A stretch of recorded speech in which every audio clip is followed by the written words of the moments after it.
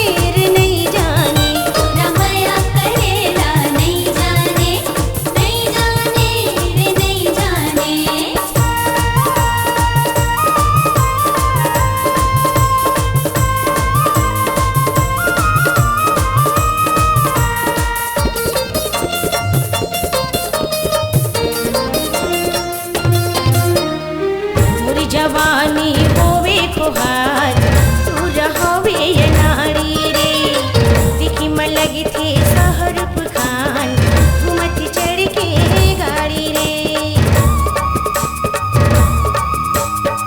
मोर जवानी होवे खुहार तू रहोवे ये नारी रे दिखी में लगी थी शाहरुख खान घूमती चढ़ के गाड़ी रे। टूरा मुझ मुझ ले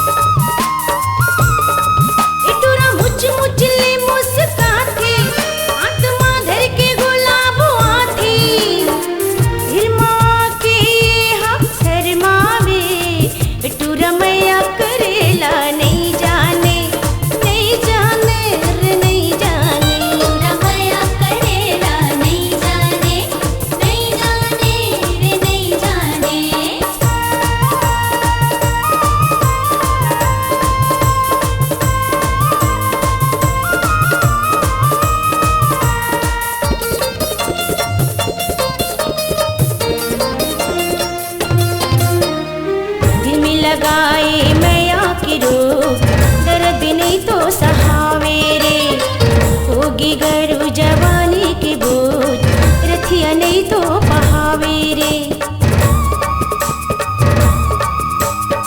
दिल में लगावे मैया की रूप